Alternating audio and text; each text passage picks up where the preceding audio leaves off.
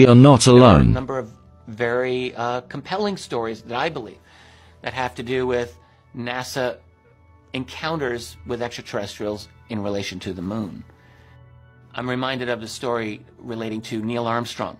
A woman at a function where Neil Armstrong was present eavesdropped on a conversation that Neil Armstrong was having with another person, a doctor of some sort.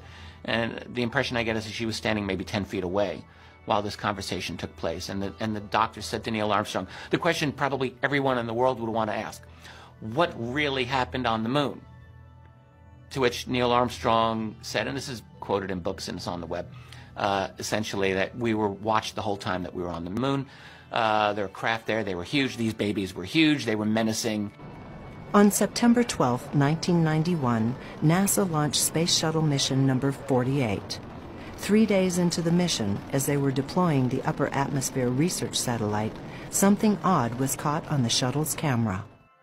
The footage that was seen from a portion of the Space Shuttle mission STS-48 is highly, highly interesting and clearly one of the best smoking guns that we have for proof of UFO activity taking place in low Earth orbit and of countermeasures against those UFOs from some alleged entity on Earth.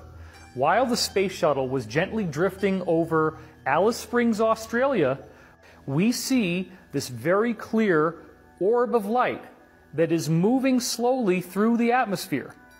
And then the orb suddenly jumps to life and makes clearly what we would call non-Newtonian movement, meaning movement that would normally destroy anyone inside from the G-forces involved. And right after it makes that movement, some kind of particle beam shoots up from the Earth's surface and it actually illuminates the entire atmosphere in the process because there's so much energetic charge on it. On STS-48 was a space shuttle mission that took place in 1990, and what it shows is an object, probably a flying saucer technology, coming up over the horizon, traveling along the horizon.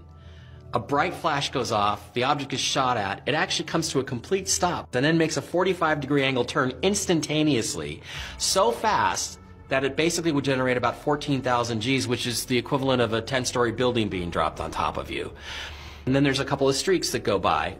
Clearly the thing is being shot at. And the interesting thing about this that actually kind of supports that is we have a very, very secret CIA base at Alice Springs in Australia, right above the area where this test took place. So what people think is that weapons were actually fired from the ground, probably some sort of railgun weapon, at the spacecraft just to test if we could create a sort of